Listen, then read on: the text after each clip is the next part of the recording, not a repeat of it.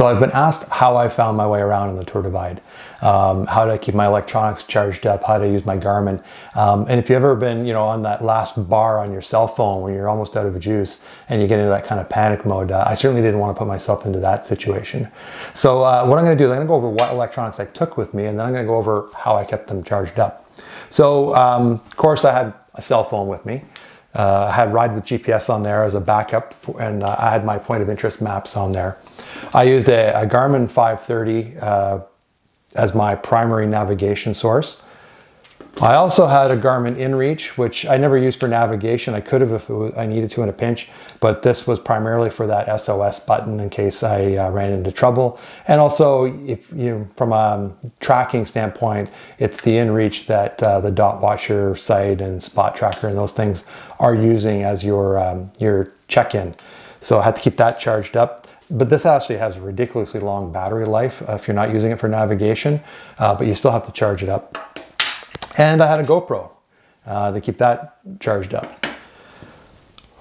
So for that, to keep things running, my plan is to, anytime I got to an electrical outlet, in a hotel or a restaurant or something like that, I had a 65 watt USB charger that could do 4 devices at a time. So, in a half an hour, you could pretty much top everything back up as long as you didn't, bottom it out on charge. But at the hotel in Fernie on the second night, because I'd taken a 0 day on day 3. So when I left there on day 3, checked out, I didn't realize it, but I forgot my 65 watt charger in the hotel room. And I was too far gone to go back and get it. And I didn't really panic at that point because I was using a Dynamo hub as a way of charging my devices when I was on the road or on the trail. And that worked really well. But the thing with a Dynamo is it only creates electricity when you're moving. And some of those, steep pitches, when you get below, 12 kilometers per hour, it's not charging anymore. So then you have to have a secondary source, which I had a USB power bank. This is a more modern one. When I say it's modern, it's because it has circuitry in it that prevents it from doing pass-through charging, because pass-through charging may cause the USB power bank to overheat, and you don't want that happening because it'll ruin the device. But with the Dynamo charging that, or how I charged that, was I used kLites. The kLite was my primary light source, and kLite has a USB hub that the cable comes off your Dynamo, the cable splits, goes to this USB hub, and it'll charge 2 USB devices at a time, and it'll also feed to your lights. And as long as you're going at a fairly decent pace, it will give a good charge off these USB ports to your devices. However, the Garmin doesn't like using the Dynamo as a primary source. The power is too inconsistent or fluctuates too much, and the Garmin would turn off and turn on, and it was doing all sorts of weird stuff while doing it. I could use it for charging my phone directly, but some way of having a power bank that had a pass-through would have been beneficial from the beginning.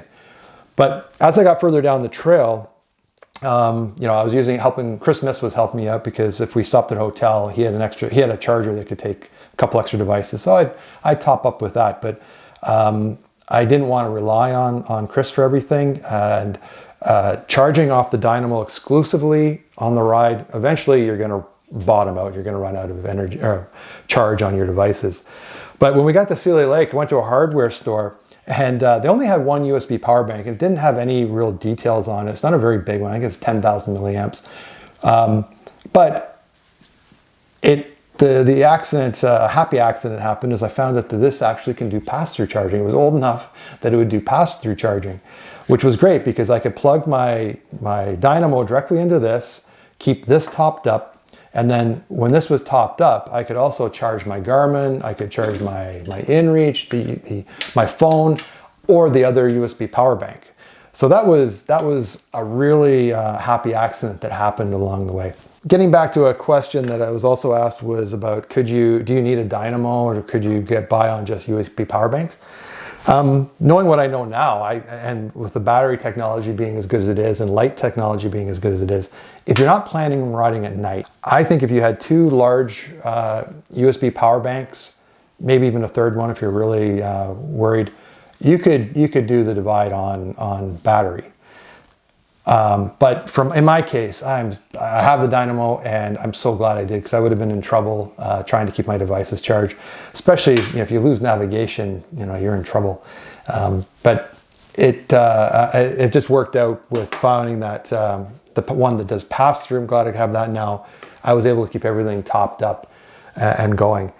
And when I finally got to Wise River, every time I got to a small town, I tried to find a USB charger, and I couldn't find one that would work. And I got to Wise River, and I went into the Mercantile there. And this is where a trail angel comes along once in a while. You really appreciate them. I found a old iPhone charger that had a regular USB port on it. But it had the old school iPhone cable on it. So I go up to check out, and the woman running the cash at the Wise River Mercantile, she says, "Oh, you must have a really old iPhone." I'm like, "Well, no, I don't. I just need a USB charger, and this is the only one you have in the store." And she goes, "Hold on a second." She goes into her own residence, which is attached to the Mercantile, and she comes out with her own personal USB charger, and she just gives it to me. So here, take it. You can use it. I've got extra ones. And that, the rest of the trip I did on this little USB charger and my Dynamo. So I was really grateful to her for giving me that. And that's a case of some trail magic and a trail angel along the way. So if you have a different way of keeping your devices charged up, or have a suggestion, or if you have experience with using solar charger, love to hear about it. Please put some comments in, or add some comments. Or if you have more questions, if something I didn't touch on, please put it in the comments. And in a future video, I'll go over my lighting, and I'll also go over the backup systems, that I had for, spokes and chain links and so on. So if you like the video, give it a thumbs up, and please subscribe, and we'll talk to you soon. Thanks.